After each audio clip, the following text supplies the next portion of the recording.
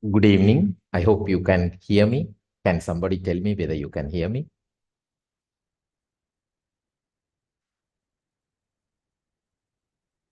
Yes, sir, Yes, we sir, can we can hear hear you. you. Okay, thank you. Let's start. After a long delay, we are restarting the class. So I will discuss further logistic arrangement to cover up the classes at the end of the class. So we will just recap in very short time period. We will recap what we have covered in our past lectures. And then we will continue for today. Let me start the recording. Recording in progress. Good evening. Today is 24th of October 2024. Network Protocols and Standard lecture class starting. And in our last two classes, we have covered basic stuff about data communication. And we have just looked at the data communication concepts such as the host computer, sending data over a communication medium to the destination computer, and data will be going through data communication links from source computer to the data communication link. And these links will have a bandwidth of how much data they can carry in a time period, in a given time period of time, usually measured in bits per second. Okay. And we also defined certain other things, the packet, a unit of data, which typically has a length L. We indicate it with that. L bits. If it is byte, we will convert it to bits by multiplying it by 8. So L and R, and also when two computers are in communication with each other, we also said that there will be a distance, a d meters distance.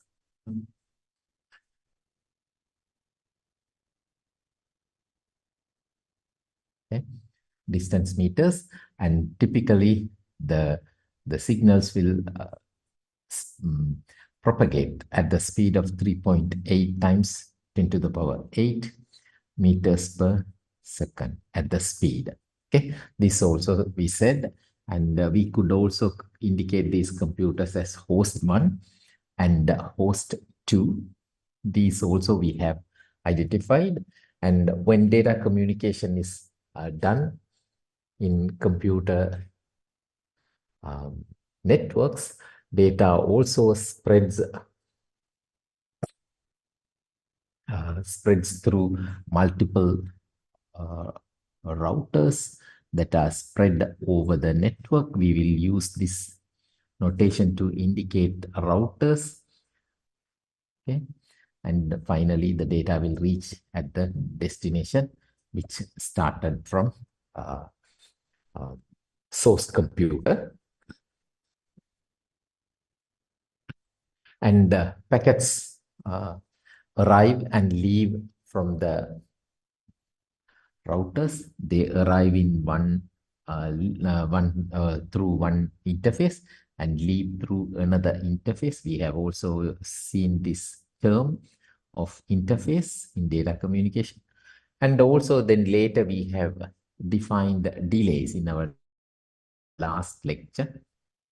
I will upload the recording if anyone has missed them to a Google Drive, and I will share the link to one or two students in this group in contact with me over WhatsApp.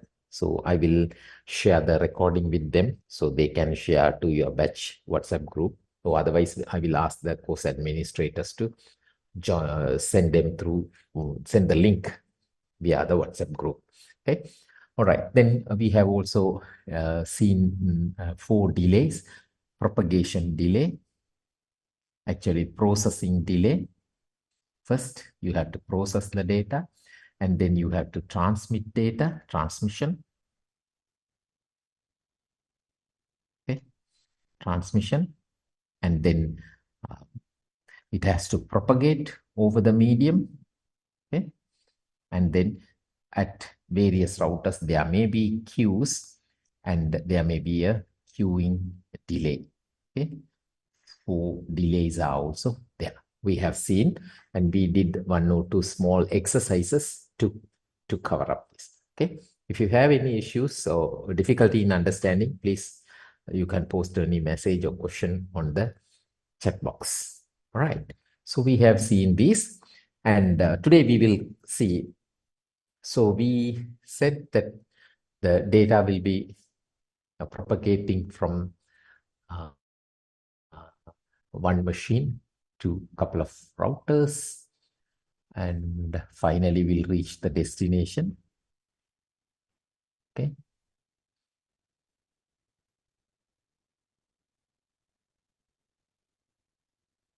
From source to destination. We also say there are a number of delays associated with this data transmission. Okay.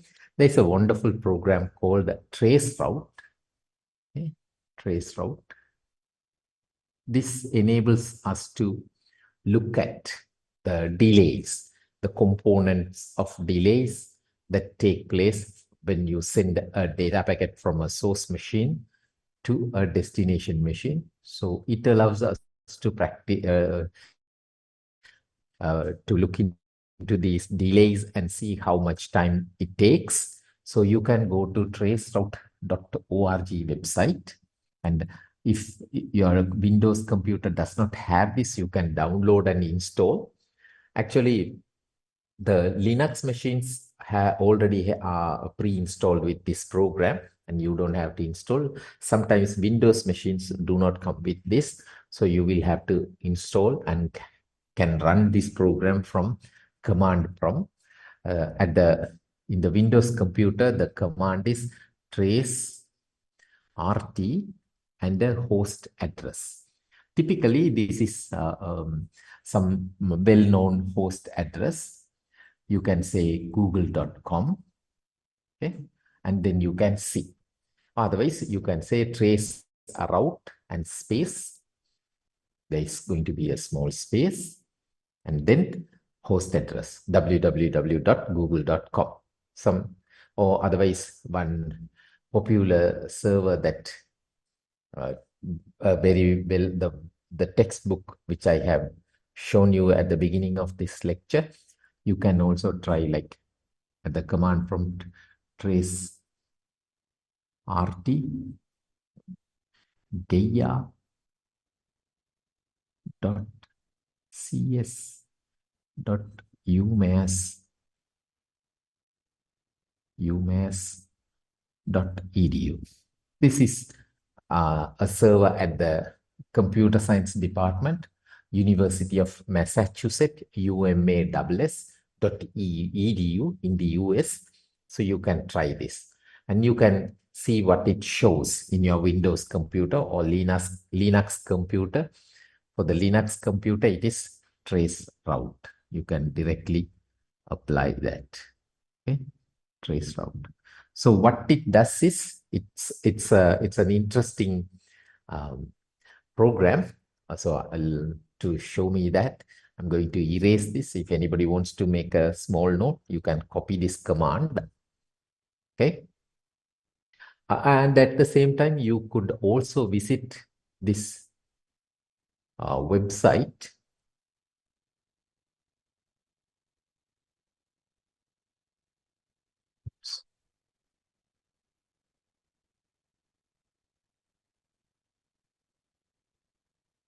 traceroute.org, this website.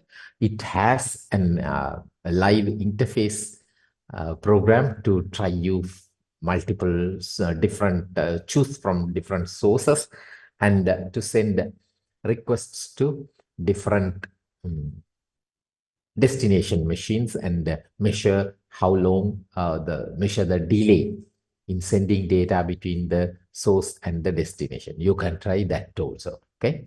All right, let me erase this and get some extra space for me to do. What this program does is it actually use certain networking concept. Okay, and in networking, when data packets are sent, multiple additional information are attached to this data packet.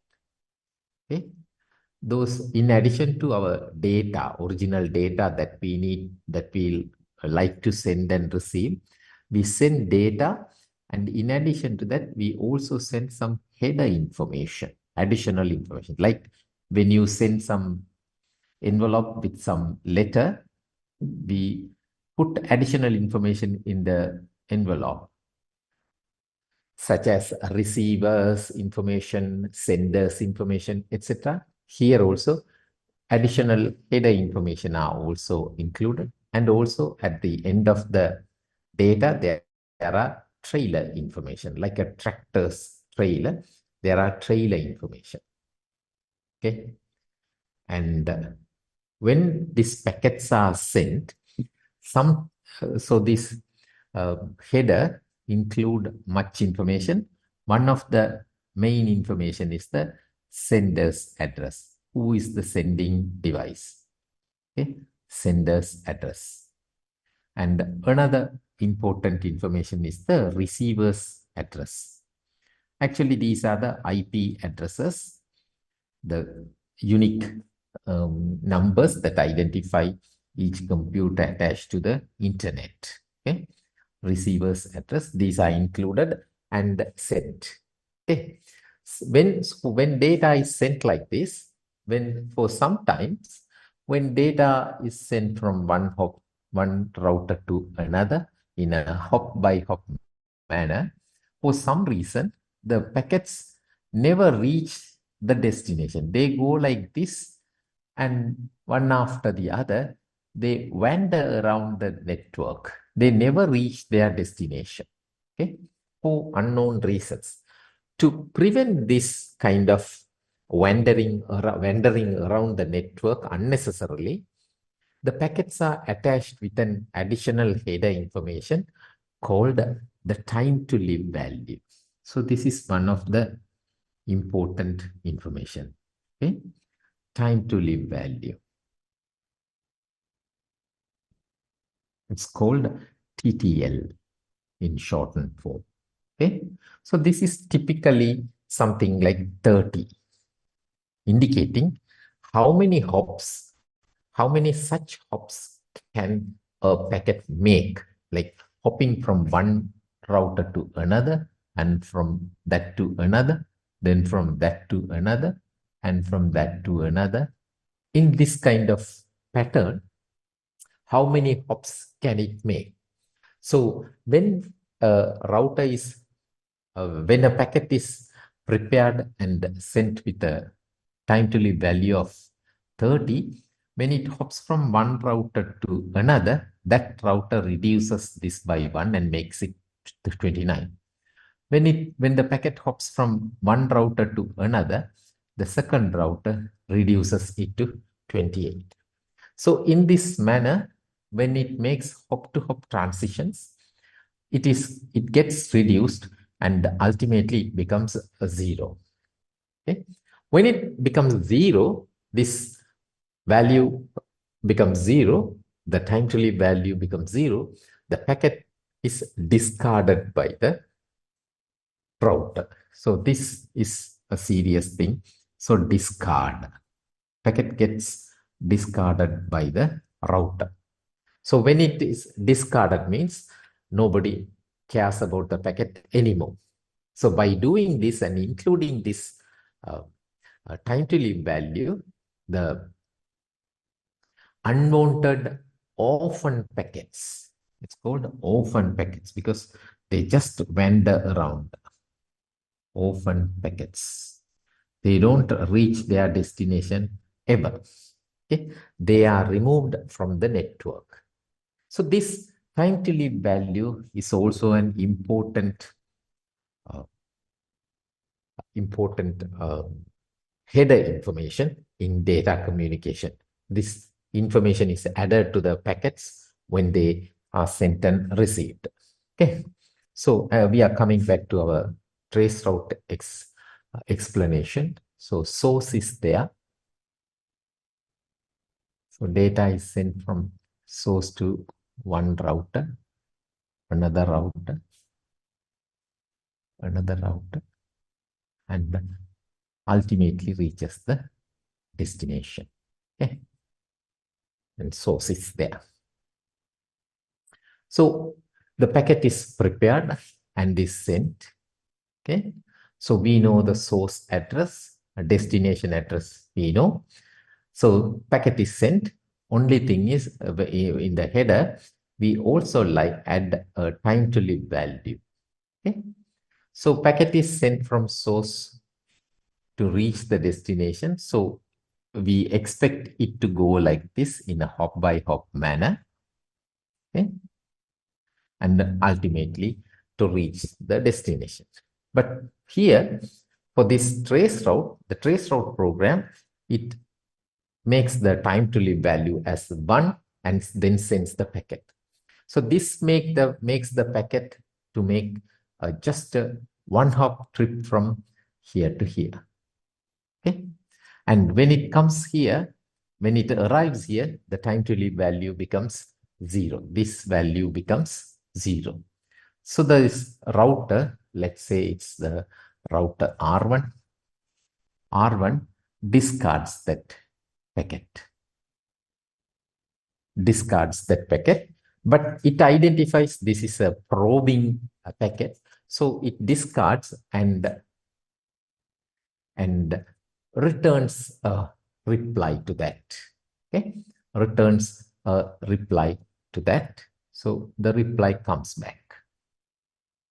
So whenever the packet is sent, the timer is started and the source measures the time it took. Okay, so that delay is measured and recorded. So delay to reach R1. Rather than taking just one delay, 3 time values are measured. 3 times the same thing is repeated. So the packet is sent 3 times and the 3 delays are measured. Okay? And they are reported. 3 delays and they are shown. Okay? 3 delays are reported. Similarly, for the next time, for the next instance, the sending packet is now sent with another time to live value of 2, increasing it by 1, and is sent. So this time the packet makes 2 hops travel, 2 hops travel from here to here, it becomes 1, and then here to here, then it becomes a 0. Okay, so the routers in the middle, they deduct 1 from the time to live value, and finally it becomes 0. So the receiving router sends back a reply. So this time also we get 3 delays, but now we are reaching R2. Okay, and they are also reported. Okay, so the same thing now is repeated with one more time. TTL is 3 now. So it goes like this and goes like this and finally reaches R3 and now becomes 0. So R3, 3 delays, and they are also reported. Okay, so if you run trace route with a given source and to a given destination, you will get a number of delay values starting from your machine. How much? 3 delay values. Okay, to the first router, then to the second, then to the third, then to the fourth, then to the fifth, you will get. Sometimes you may not, or you will not get values, time values, but you will get stars or asterisk values, asterisk marks. Okay, asterisks. This is because the could not estimate. Because sometimes packets get lost. Could not estimate. Okay. This also could happen. This happens because due to losses. Due to packet losses. Okay. Then those time values are indicated as zeros. Sometimes when these router addresses or middle computer addresses are reported, they are also marked with asterisks. That is because sometimes network managers set the routers, therefore they don't reveal their identity. Okay? Because some clever person, he can apply this traceroute command couple of times over the network from various sources, various destinations, and can have a picture of the network, how the routers are arranged, where each router is located and where are the systems located, and can plan an planned attack on the network. So in order to prevent all this, network managers also set their routers and other machines which are on the path to not to reveal the identity of themselves. So sometimes you may also get stars, asterisks marked at the addresses column. Okay, there is actually a number of columns, but the important ones are the addresses and the time values. These time values are measured delays of sending data from the source towards the destination. Okay.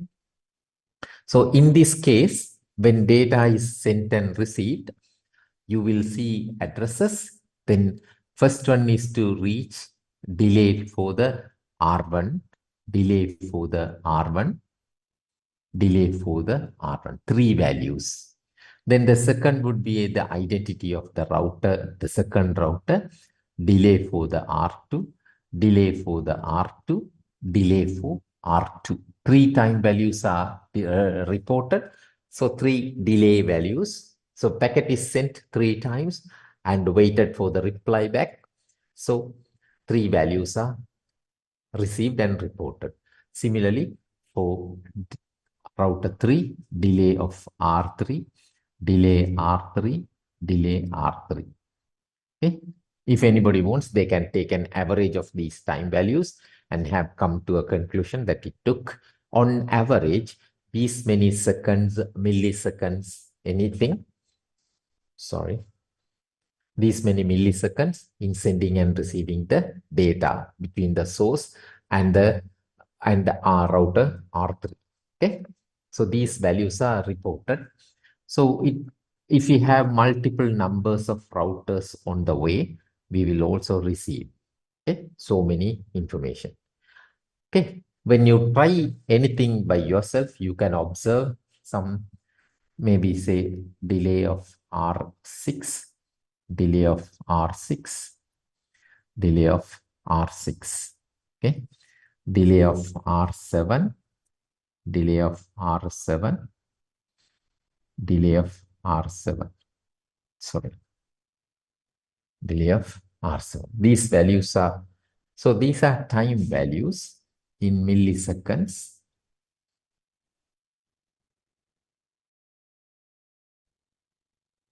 Typically reported in, okay.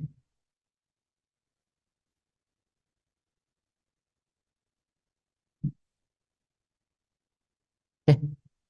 Delays in time values in milliseconds. Okay. All right. So when data is sent and received, we can observe this. And some interesting observations that we can make here is, we often expect this. So we will say facts to observe.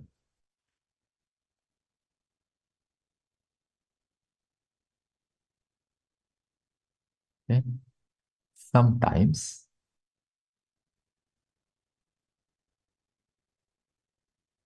we can observe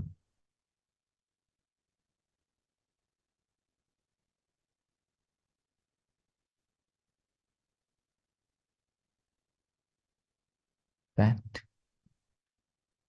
delay of R6 is higher than delay of R7.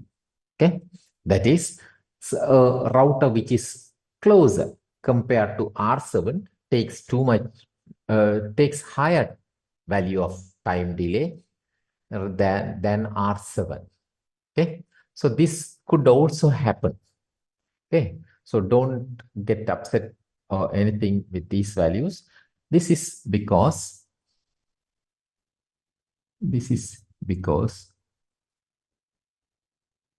of the various delay components.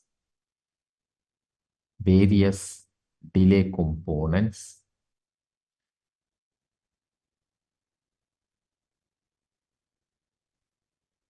that contribute to the total delay. Okay? That contribute to the total delay. Okay? One of the important delay component is the queuing delay.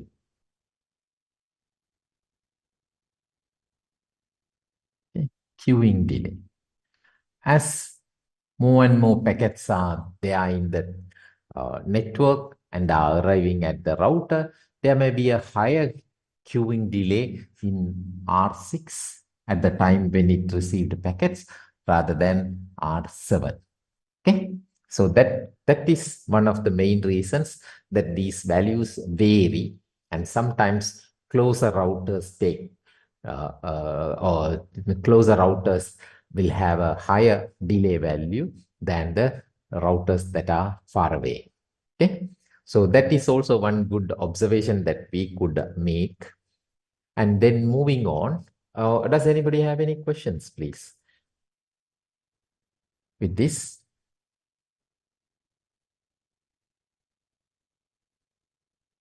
Anybody?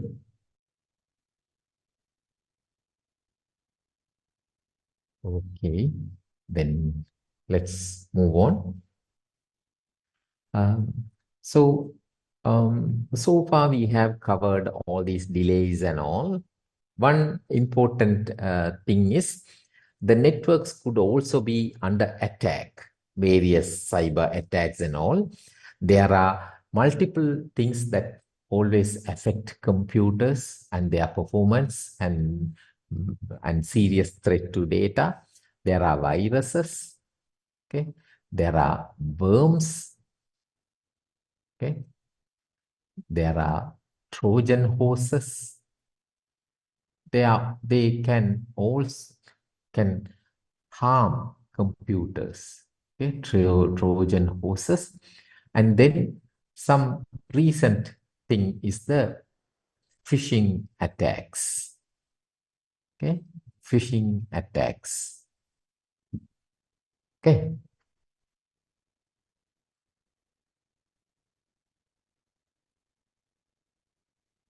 All right.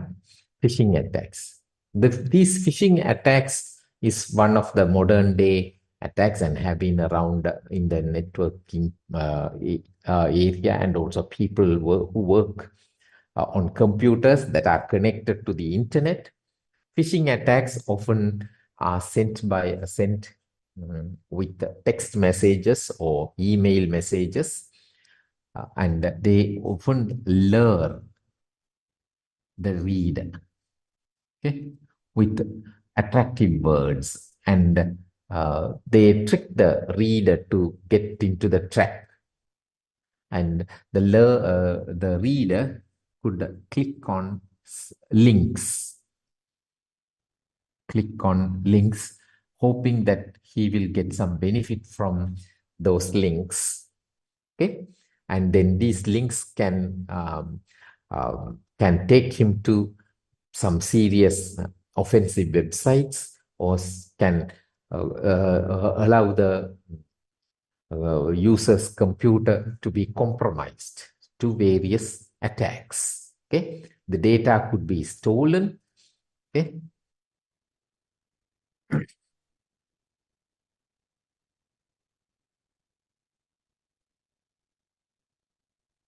data could be stolen or wiped out, okay, from computers, or can put the user's computer and data in a compromised state. Okay. So data is and the computer is under attack, will become very much vulnerable. Okay, and typical phishing attacks are done through through email, and these emails ask the user to click on certain links or ask the user to provide certain details about bank accounts, username, passwords. Okay, so this kind of attacks are there, and um, it's always better to educate employees to be very vigilant on such phishing emails that lure the reader to do certain activities. Okay? So they lure the user reader to carry out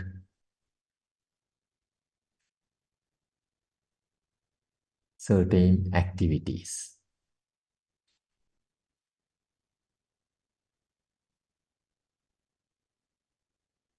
Okay? Or reveal some confidential or important information.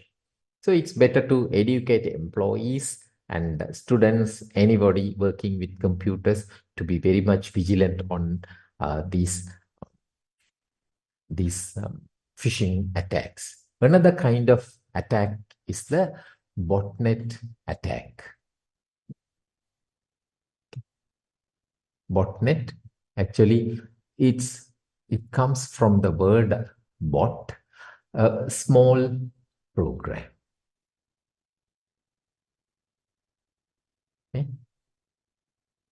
What it does is, when computers are connected to the network, to each other over the network, like this.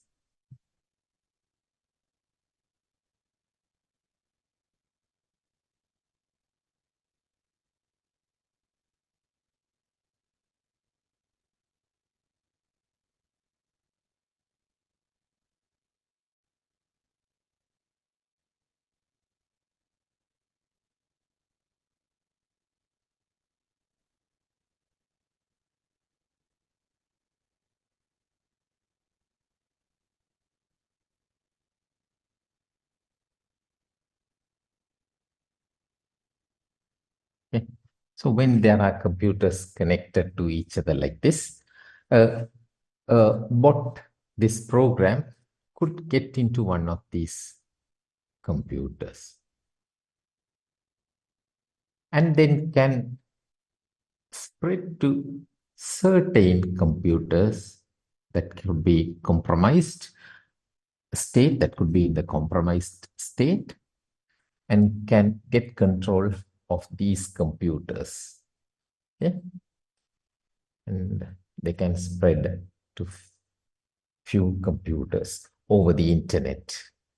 Okay, so when the computers are typically not very active and are always connected to the network, today present day computers are like that. They are connected to the network, and when the computers are not in use, they are not typically not shut down. So the bot get into one of these machines and spread over the network to compromised machines, and then establishes a network among themselves. Okay, so now we get a network only among these computers. They are talking to each other over the network. Okay, and it makes a network of its own.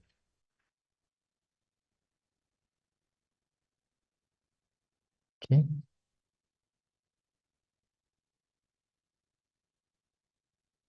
Okay, like this, assume it's a very complicated network. This network is now called a botnet. Now this botnet now is in control of these machines, and these are very small programs, and now they know that they are in control of some of the computers, and they have established their network. Now they wait for a command from somewhere like a head office or some other computer, and wait till they receive certain instructions. The instructions they receive could be in the form of email with attachments of people's email addresses, okay, millions of email addresses.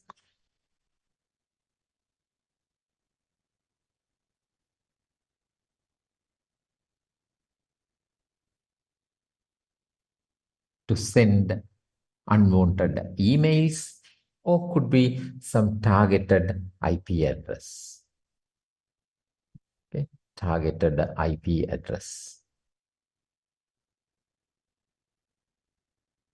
Okay, so then they wait for this for certain time, and at the right time, they all send, in the case of targeted email address, this case, sorry, targeted IP address, they send thousands of requests to this targeted IP address.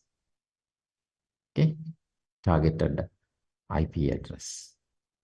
This IP address could be a service provider's server's IP address. Okay, maybe a server like a mail service provider, or maybe another web service provider. Okay, they send millions of requests at the same time. Typically, the single server systems or many server systems, they cannot handle hundreds of thousands of requests arriving at them at the same time, and then the server goes down. Okay, so this kind of, and since the server goes down, the customers or the paying customers or the regular customers cannot be served by this service providing server. Imagine that it is a mail server, and the mail server is down for 3 hours. Okay, if the customers are paying for the mail service, they are going to complain a lot, and they are going to look for an alternative mail service provider rather than sticking to this email service provider. Okay, so that can bring down a business. Okay, so this targeted IP address and the attack on it can bring down servers. So these botnets can do targeted attacks on various service providers. Okay, so this kind of attacks and this kind of bad guys exist in the internet, and they also develop software like viruses, worms, and all. They are commonly called as malware. Okay, because they can do malicious things.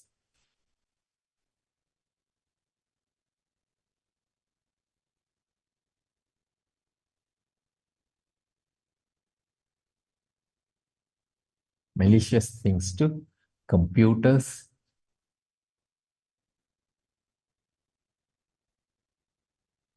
and data. When data is lost, everything is lost. Okay, so malware, then we have malware protection, and also we can have very well established firewalls, and we could also have very up to date firewalls that can protect us from such attacks. We will see later at the end of this course how this firewall and its advancements protect us from such attacks. Okay, so just remember, when we have networks, they are always under attack.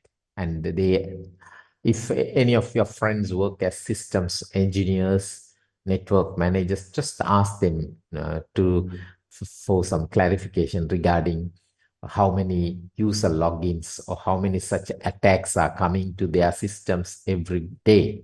Okay, they can look into logs that are saved in firewalls and other systems. Okay, so you can get to know more about this from your friends, and also can read about them from various other sources. Okay, that was some small information about computers and network computer resources and data which are connected to the networks. How they could come under attack. Okay, all right. Let's move on.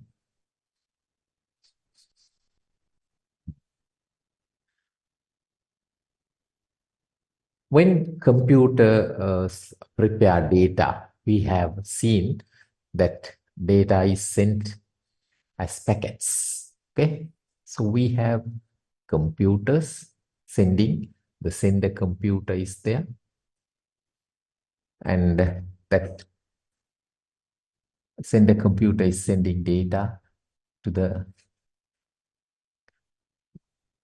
receiver.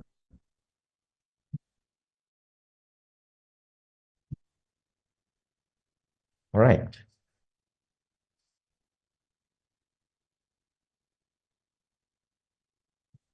Okay. So when senders are there, senders use network applications. I think we have seen this in one of our previous classes, what are network applications and all. Okay, so the user will use a network application, a similar network application that can work with this application will also be running on the other side of the network.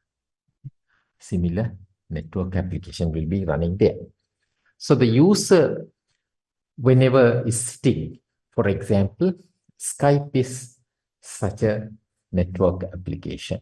It's a very good example, okay, which runs on computers. Okay, Skype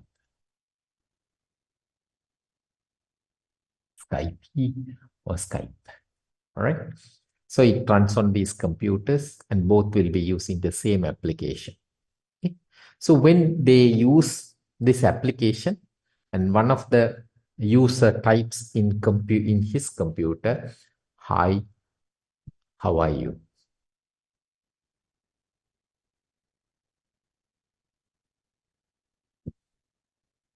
Okay? This is a message that the sender would like to send towards the receiver. It should to reach at the receiver. Okay? A message. I think I have told about this message also. Never mind. Okay, a message is there. So the sender would like to send this message to the receiver. And when he types and hits the enter key, we say a message is generated. Okay, a message is generated.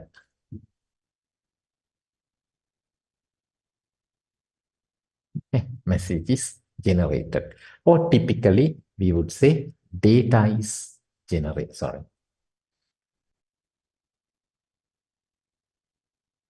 Data is generated. So now the underlying network's task is to carry this data from the sender's machine towards the receiver's machine. So that whole system is working towards that. And when the sender and the receiver are sending and receiving data, they both are different machines. Okay, completely different machines. That means running different operating systems, different system configurations, everything, and the data has to travel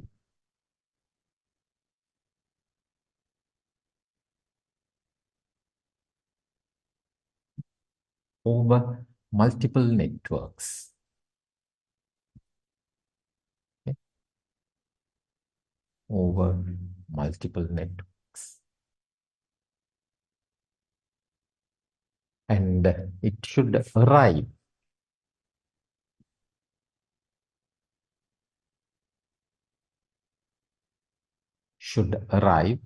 at the destination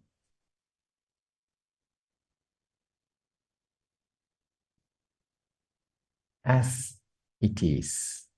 Okay? As it is, unaltered.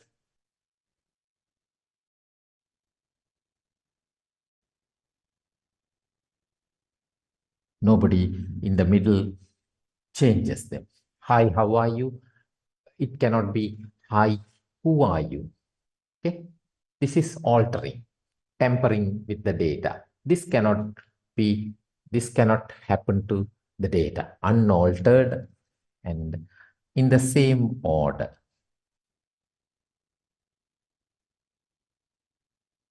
As we sent it. Okay? And no errors. Okay? All these should be taken care of. Okay? So data has to be sent. And different systems, different machines, so they talk differently. They behave differently. Okay? So data has to be prepared and processed. The data means the data that has just been generated. Okay? So this data has to be prepared or needs to be prepared.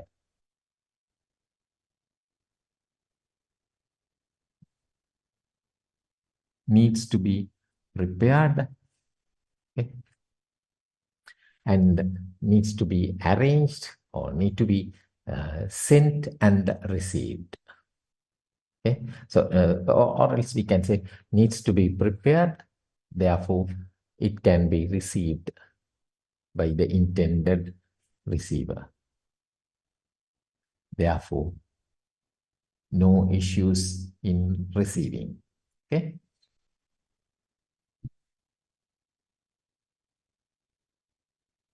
Receiving and sending it over the multiple networks. Okay. So for this, when the networks were in the early stage of development, for example, in early 1970s, okay, the network engineers formed a layered structure of sending a layered structure of preparing data before sending it over the network. This layered structure is when you have this long sequence data, that this is the data that has been generated. Okay? That is generated by the users or senders network application. Okay? So data generated, this is a long sequence of message. And how do you prepare this? How do you format this message? Therefore, it could be sent to the underlying network and could be sent over the network and ultimately could be received by the application, network application that is running on the other side of the network. For this, they said, we will make a layered structure of preparing this data. Therefore, it could be sent and received at the other end without any problem. Even if there are problems, because it has to travel through multiple networks over hundreds of miles or kilometers, many things could go wrong. even when such things happen, we can still recreate the original data, and the receiver can be assured, or the sender can be assured that his data is sent, and the receiver can be assured that the receiver is receiving the correct data. So for this purpose, the network engineers devised a layered architecture, okay, a layered architecture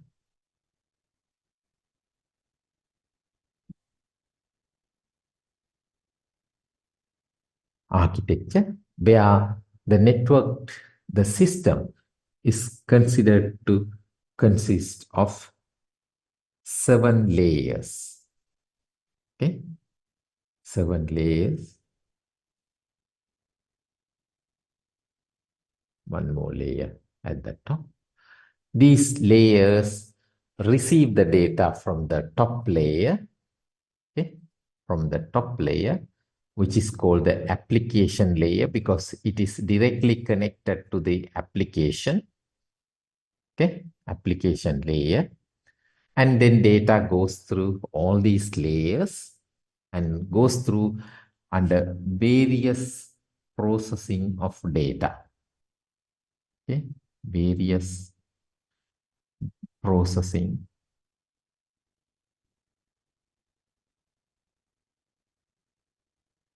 to the data, okay, the data.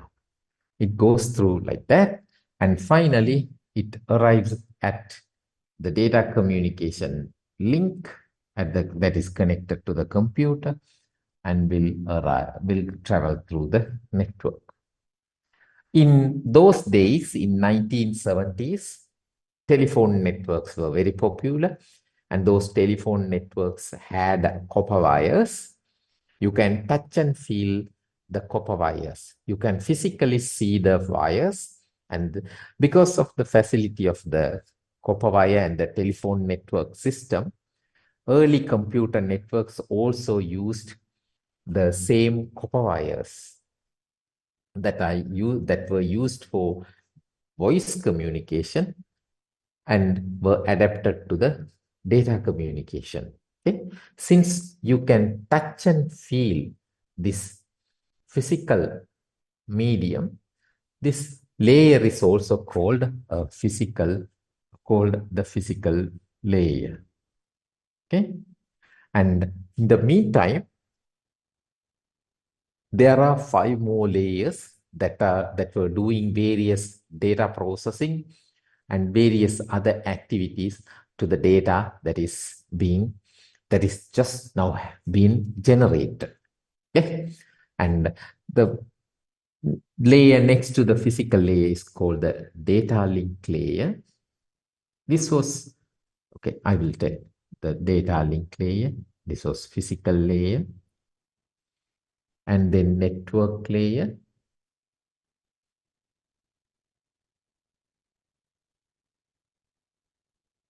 okay, and then we had transport layer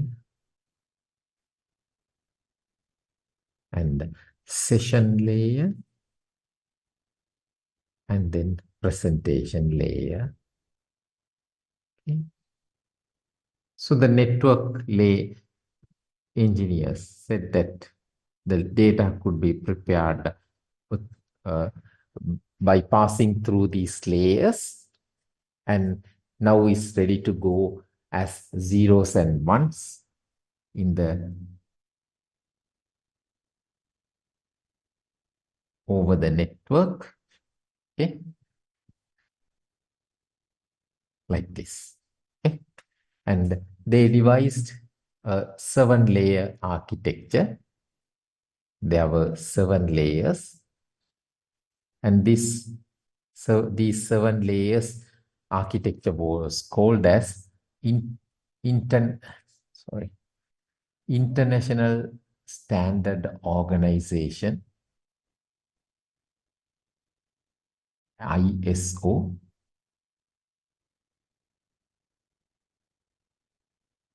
International Standard Organization. open system interconnection.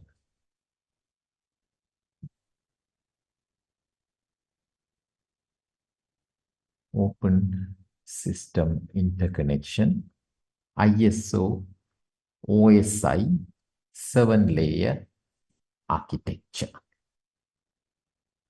Okay.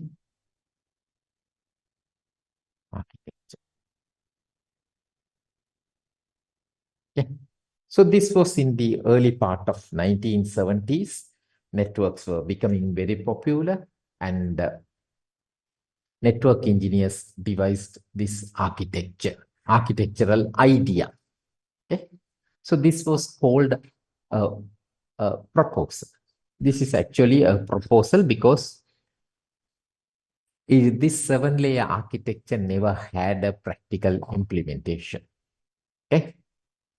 It was a proposal, and they said that if anybody wants to develop systems, please follow this kind of architecture in preparing the data generated by applications. Okay. The data generated can go through various processes over these layers that are like layered on top of each other, and can be then sent over the data communication link. Okay. So when they said the application layer is the one, the very top layer, this and which will be dealing directly with the network applications. Okay. And these 7 layers are also numbered from bottom to top. The layers are numbered 1, 2, 3, 4, 5, 6, and 7. Okay, the 7 layers are there, and the top layer is the application layer, where the applications deal with that layer directly. Since it directly deals with the applications, it's called the application layer. Similarly, the bottom layer, or the first layer, layer number 1, deals with the transmission of data as ones and zeros over the network using the communication link or data communication links. It's called the physical layer. Okay. And when data communication actually takes place, okay, so network application will be running, and network application is running, and from operating systems, you may have also heard about words like, let me give me a 1 minute. Okay.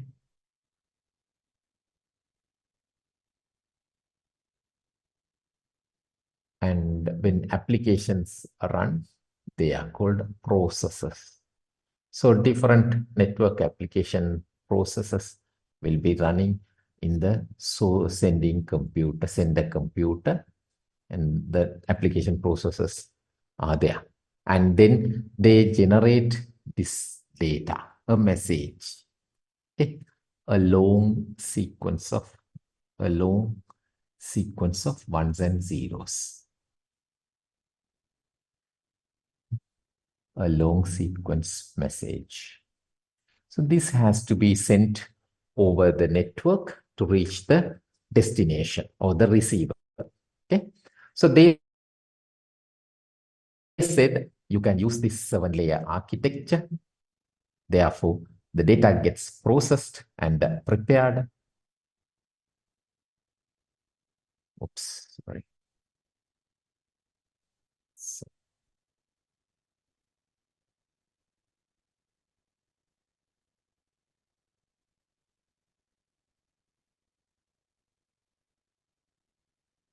Sorry, there was some mistake.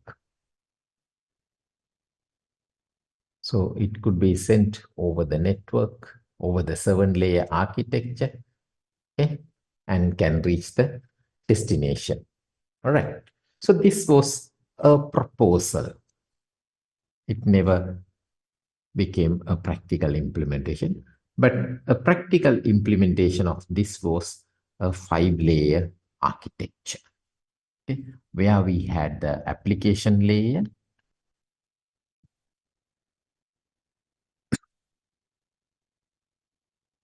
the transport layer,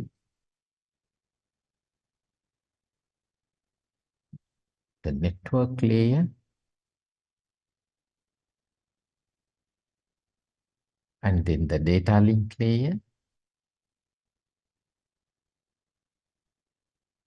the physical layer. Okay. This is a practical implementation, and this has only 5 layers. Okay. 5 layers following the same numbering style from bottom to top, and the top layer is the application layer. And this is called a 5-layer architecture.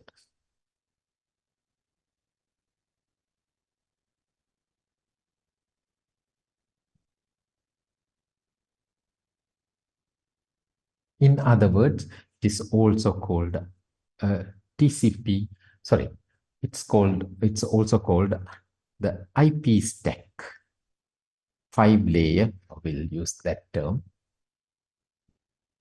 5-layer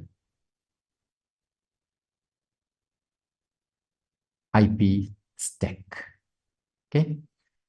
As a student learning network protocols and standards, you have already recognized this term. Okay, it's a protocol, and we have already defined what a protocol is. This is Internet protocol. Okay, this is one of the protocols that we will see. Okay, it is the same IP or the Internet protocols, which gives us the IP addresses. This protocol defines us how the IP addresses are defined, how they are formatted, how they are assigned to different machines, and how our internet survives with these IP addresses. Okay? And in the internet, this stack, IP stack is very well used. Okay? Is the base for internet. Okay? IP stack, base for internet. Okay, using internet. All right. So internet uses this, and this is called a 5-layer architecture or IP stack, 5-layer IP stack, etc. Here also we have almost the same layers, but 2 layers from the original 7-layer proposal is missing.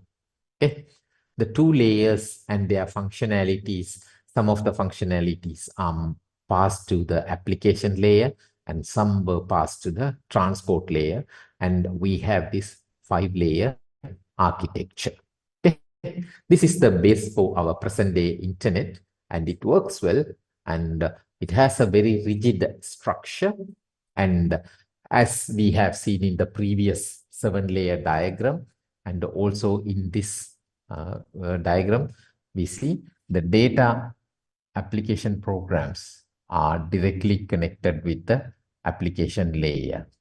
Okay, application layer, and the data goes through the various layers of the architecture and goes through various processes, and then ultimately leaves the network to go to reach the destination.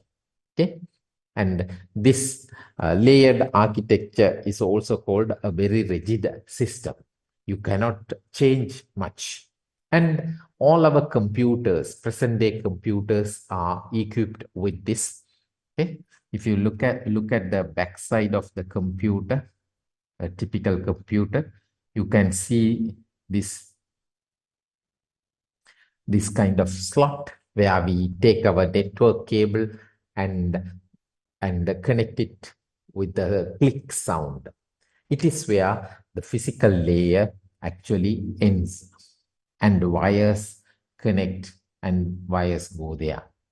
And beyond that, we have the network interface card, NIC card, network interface cards that that takes or receives data or prepares data by implementing the functionality of this 5-layer architecture. Some of them are implemented in hardware, some of them are implemented in software, and typically application and transport layer functionalities are implemented somewhere else around the operating system and other system components of the computer. So if you open up your laptop or your computer at home, you will never be able to see a 5-layer cake. Okay, you cannot see something like a 5-layer architecture or something sitting, a layered architecture sitting on top of each. This is at a conceptual level, but the data goes through these processes at these layers, but the layers are scattered all over your computer. Okay, you cannot see the layered structure in your computer as it is shown here. Okay, so network interface card is the place, and the place where the cable comes and ends in the computer is the place where the physical layer starts. Then the data, as we have shown here, data goes with these light green color lines, and when data arrives, it goes through the same process in each computer and reaches the application process that is running on the computer, as we have indicated by the light yellow color arrows. Okay, so this 5-layer architecture sets the base for the um, internet and internet's survival in the in the in, in the present day, or today, in the present era. Okay, all right, so let's move on.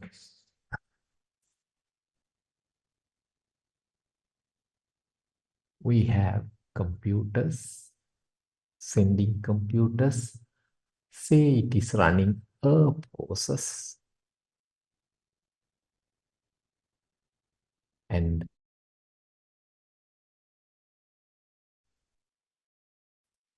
okay, I will write them in shortened form: application layer,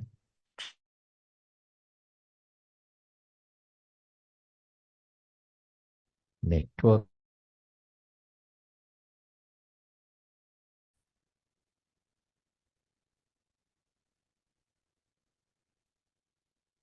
one minute,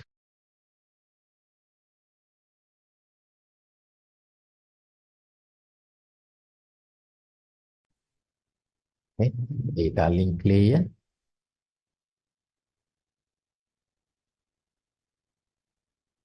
and physical layer. Okay, so the data is this layered architecture is there. The numbering is like that.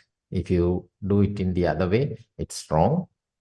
So the application process is running and it generates data. This is the long sequence of data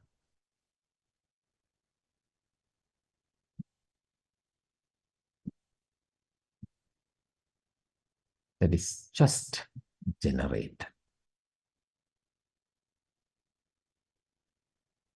Okay, so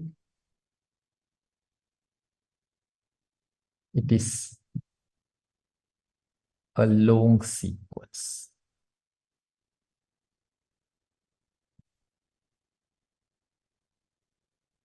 A long sequence of ones and zeros. Okay, it cannot be sent as it is. Okay.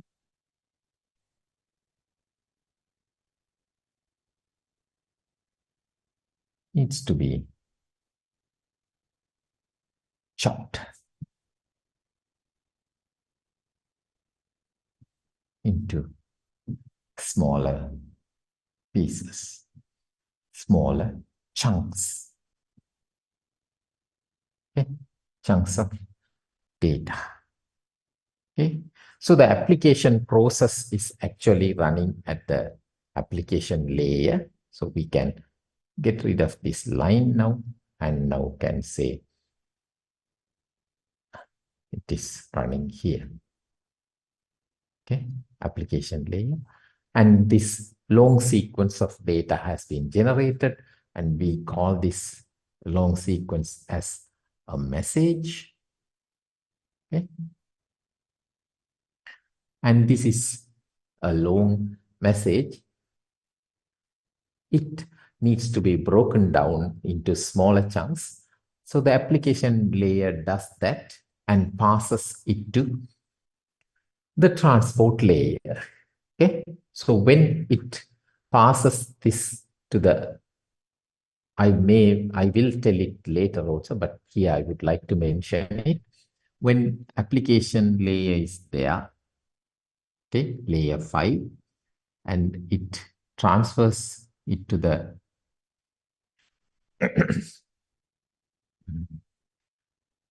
transport layer, what it actually does is it opens up a special door here. Okay? It opens up a special door here for that application that is running there in the computer, and then passes the data through that special door. Okay, we will see that later also. And now this special door gets a name called port or socket.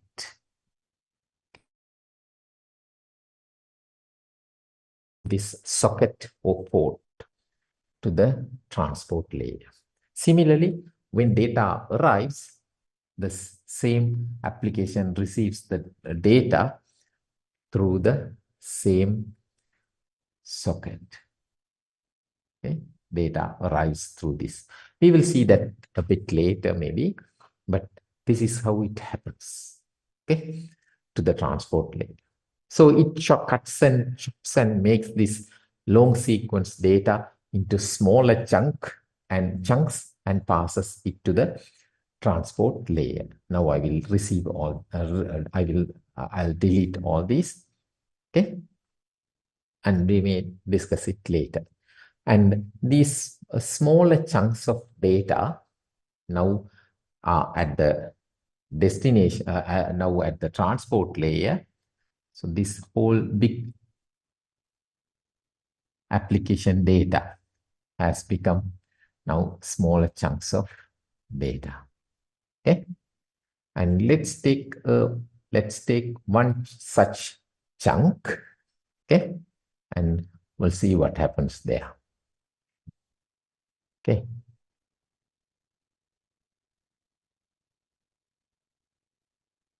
It's now at the transport layer. What happens now is transport layer takes this data and adds its own header information and trailer information to this chunk. Okay. Header and trailer. And this thing now also gets a new name. This is called a segment, a data segment. Okay. So this inside this, our data is there. Okay. Data. Sometimes it is also called a payload. Okay. These are some jargons that people use, so don't get afraid when people use these words. Okay. A segment. It adds its own header and trailer. This header will include various information. Okay. Various information that are needed for the correct transmission and the reception of the data. Port numbers or the socket numbers. Okay. Port numbers. sending device, sender, receiver, and many other additional information. They all are included in the header information.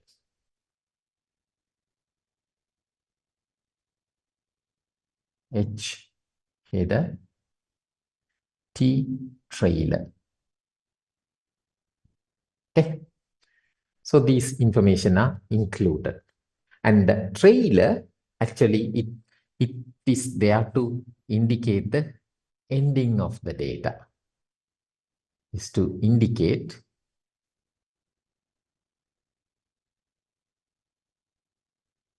the ending of the data. Okay. So trailers are often stuffed with chunk bits to indicate the end of data. Okay, end of useful data. So it is done, and now that that segment is passed to the next layer. Okay. All right. Let me erase some of these things. I assume that you have copied if you needed these. Okay. Or otherwise you can listen to the recording and can later get about this information. Okay. So now it's passed to the network layer, and network layer receives this segment, the whole segment. Okay. Is received, and network layer adds its own header and trailer information. Okay. It adds its own trailer and header information. Okay. And this segment is now included inside this. Okay. This header and trailer are, as usual, contain additional information, especially the header. We will see more in detail because our main target will be around the network layer and the transport layer. We will see more information. For the moment, we will see certain information are included here.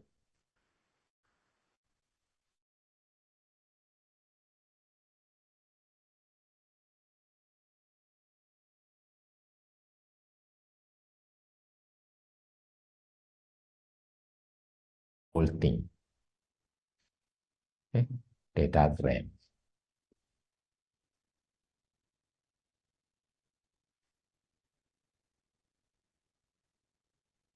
Okay. A datagram. This whole thing.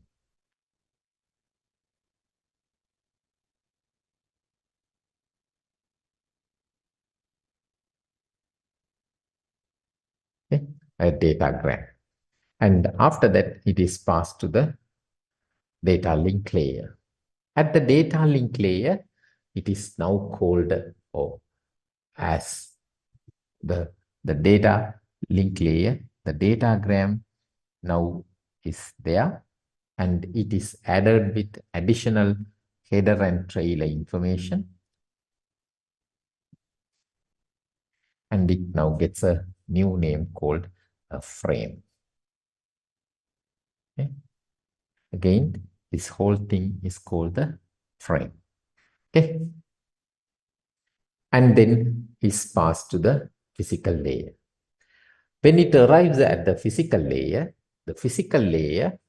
receives the frame and then adds its own header and trailer.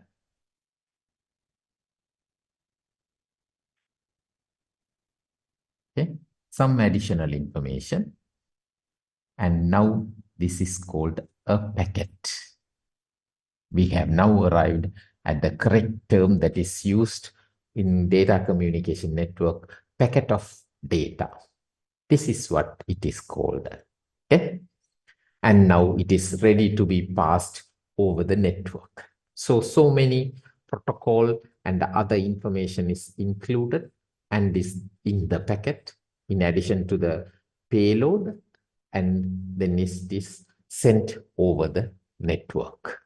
Okay, the data communication link takes this data packet and then tries to send and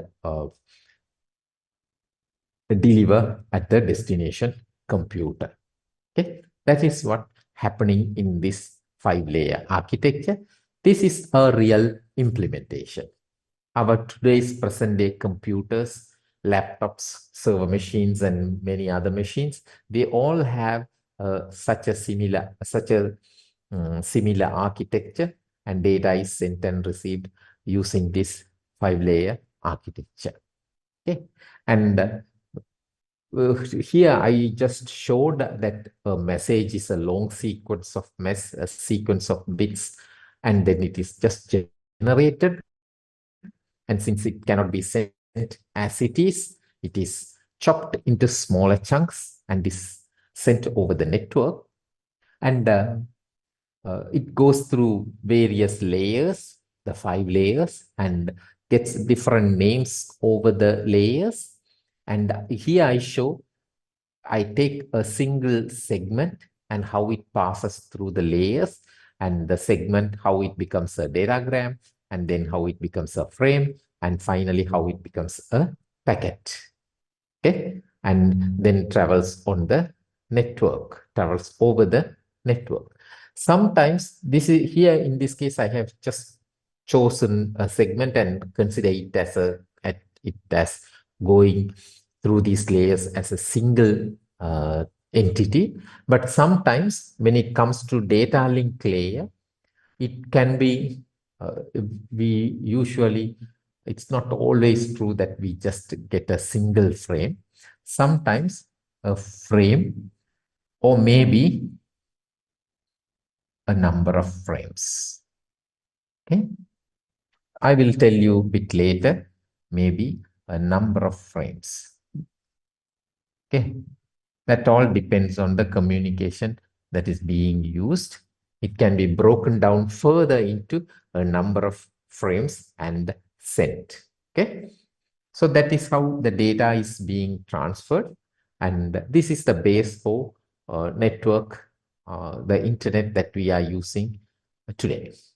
Okay, so this 5-layer architecture is there, and this layered architecture nicely and tries its best to send and receive data over the network. Okay, and let me erase some of these. You have already seen these.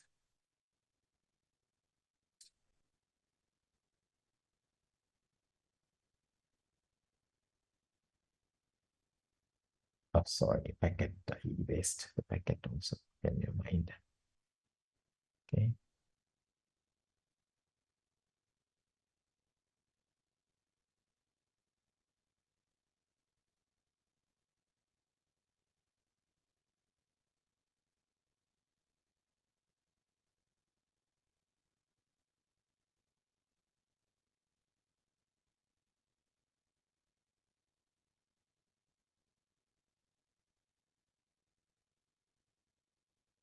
A packet, it is sent. Okay.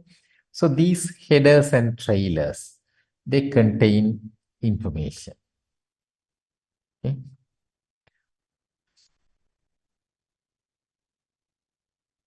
They can contain protocol informations. Okay. Information. Similar to that, error checking information. When data is sent and received, okay. Information. Source computer. Source, what is the, who is the, or which, what is the source computer's address? Source IP, destination IP. Okay, and sometimes even we have just heard about IP addresses, and we could also have, not at this level, but at the data link layer level, MAC addresses. Okay, if you have not heard about MAC addresses, please let me know. I can explain them. Okay. MAC addresses, medium access control addresses, various protocol related information, time to live values, all are included. We just saw that there is something called a time to live value, and similar to that, error checking information are also included. When data is sent and received over the network, it can encounter many situations where data gets or data becomes or data includes error. Okay, and these errors are not good. When you send data, it it it gets it gets infected with errors, and hi, how are you will become hi, who are you? Okay, that is very catastrophic. And when such errors occur, we need to detect errors. Okay, we need to detect errors. Okay, that is, we need to identify that something wrong has happened or something erroneously got included into the data that I just received. Okay, once you know that, then you also have to correct errors. So how do you detect errors that you have just received in the data that you have just received? You have received a bunch of ones and zeros, and you somehow should have some mechanism of identifying that there is some error in the data that you have just received. Once you receive once you receive the data and has detected the errors, now your task is to correct the errors. How do you correct the errors? How do you make a 0 into 1 or a 1 into a 0? You should have some mechanism. Okay, so certain additional bits of data, okay, additional bits of additional bits of error checking data.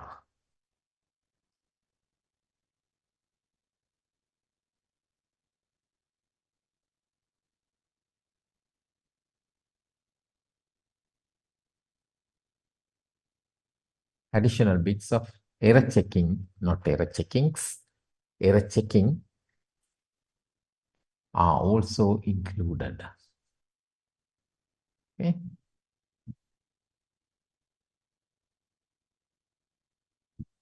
Okay, are also included.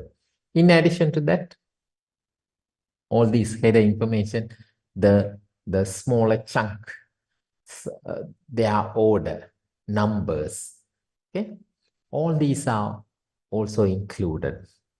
Okay, and then are sent and received. So these headers at each layer level, don't misunderstand that these are attached to various levels. Some are, of course, some are just pointing arrows. We will look into them in much detail a bit later. These header values contain all these additional information. Okay, and then help the error-free delivery of data over the network. So that is how this 5-layer architecture helps us. And this 5-layer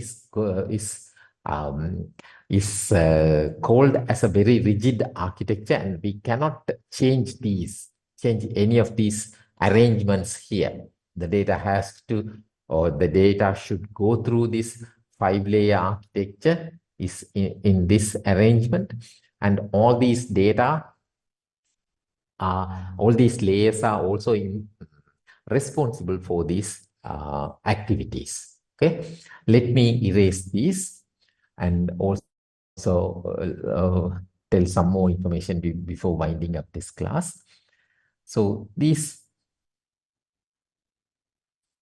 layers, a few more explanation of these layers and their functionalities.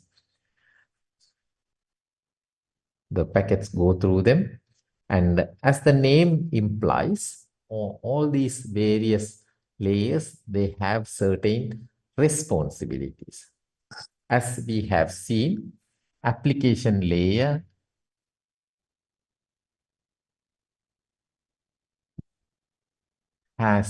is directly dealing with the application, receive it, and send it. Okay, and it does this smaller. It creates smaller chunks of data. It sends and receives data. All these are taking place at the application layer level. Next layer, the transport layer.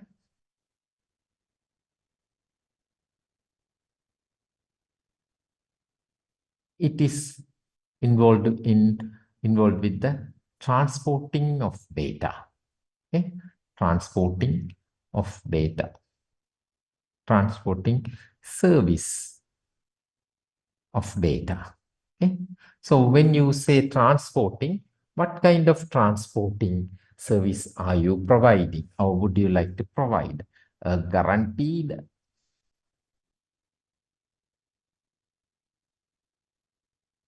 reliable service, okay, or a no frills service? That means just send and forget. Okay, what kind of service? Like guaranteed registered post courier service, very guaranteed reliable service when we send and receive postal letters, postal service. The very cheap 50 rupees stamp service is a no frills service. You send it, you attach the stamp and drop it in the mailbox. Most of the time it gets delivered. Sometimes the receiver does not receive them. We cannot do anything to do regarding that. Okay, we cannot do anything. So it's called a no frills service, and the transport layer is responsible for the for providing transport service to the data. Okay, the next layer is the network layer. As the name implies, it provides network services. It takes care of the whole network, and it decides on over this network, how do I send and receive data. That is called the routing of data. Okay?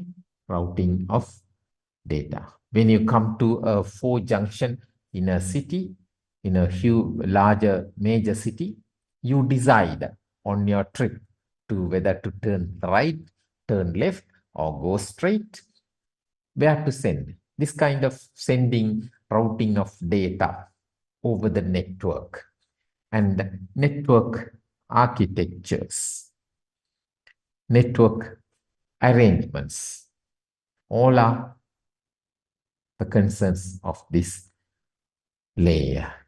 Okay. In addition to that, IP addresses are also attached to this layer. IP addresses. The addresses assigned to computers that are connected to the internet. Okay. At a very top level, I'm telling these responsibilities. Okay. And then we have the data link layer, which is responsible for sending data over adjacent links. Suppose we have a network like this.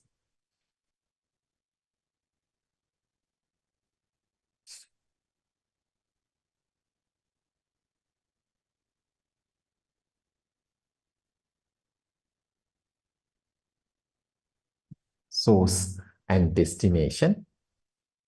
Each individual link is there.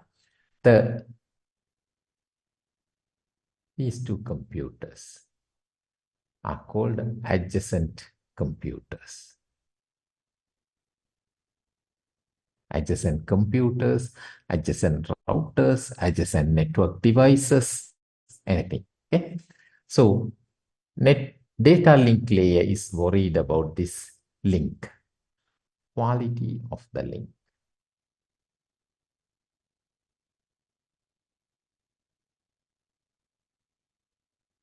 how do you send and receive data over this link? Okay, quality of the link.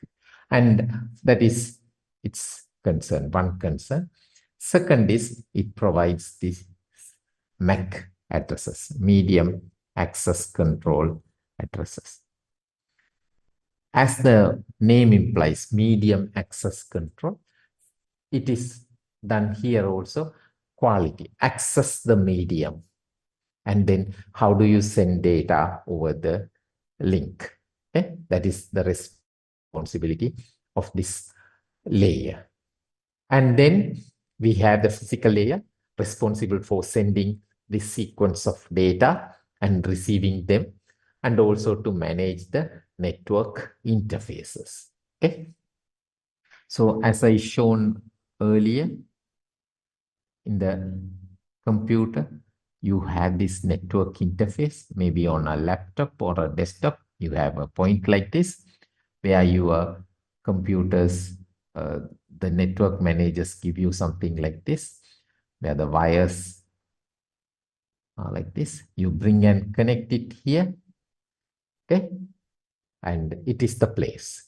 And this is the network interface. And typically this is a wired interface because you have the wire, network cable, wire is there. Sometimes you will also have an antenna connected to this laptop where you can access the network over a wireless communication when there are no wires. Okay, this is also an interface, wireless interface. Okay, so typically a modern day computer can have multiple network interfaces, a wired interface, a wireless interface, and data is sent and received over these interfaces. Sometimes you will also have a Bluetooth interface. Okay. In addition to that, you can also have an RFID interface. Okay. I'm just telling, I'm not telling you to frighten you or to make you go crazy about all these things or possibilities. So more than one interface is there, and each of these interfaces also get an IP address. So IP address, typically we say that IP addresses are given to computers.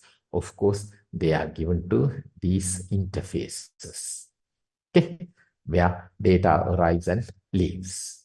Okay, so we'll stop our class here for today. Recording stopped. So I just want to, before winding up, I just want to ask about an extra class on this Saturday, 27th October, not Saturday, Sunday, 27th October, 8:30 to 10:30. In the schedule, they have put 3 classes, 8:30 to 10:30, then 10:30 to 10:45 to 12:45, then somewhere around 1:30 to 3:30. Okay, I cannot teach like that. So can we have a class? Is there any problem in having the class on Sunday, 27th October? Anybody having any issues? We can have this Sunday, 27th. Then the following Sunday, I think it is 3rd of November, so that we can cover the missed classes. Does anybody have any objection in having the class?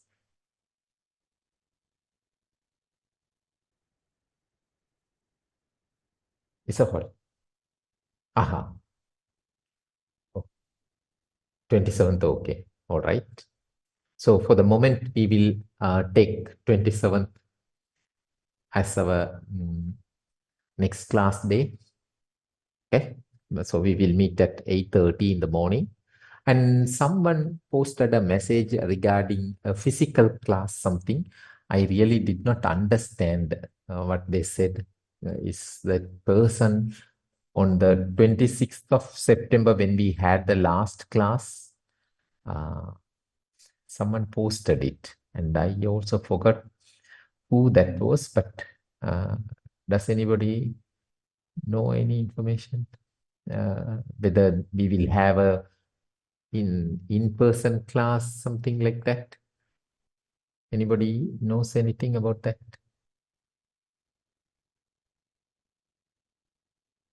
Okay, you can discuss. Anybody? No, All sir, right. but the 27th, as a schedule, we have 3 classes. Yes, that is what just now I told. They have put 8:30 to 10:30, 10:45 to Okay. 12:45.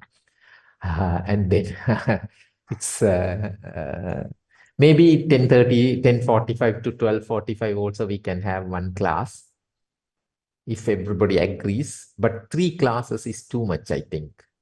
I Ah, can I can talk for the whole day, but somebody should listen and understand. It's a lecture. It's something for the knowledge. 2 is enough. Yes, thank you. okay, okay. So if everybody agrees, then we will also have 10:45 to 12:45 on the same day. That's enough. Okay. Okay, sir, just for clarification. Yeah. Okay. So then, or maybe 11 o'clock to like not. Okay. Well, never mind. We will, for the moment, we will say 10:45 to 12:45. We'll see how it goes. Okay. So we'll meet on Sunday then. Thank you. I will create a Google Drive folder and then I will share the link with Chamika.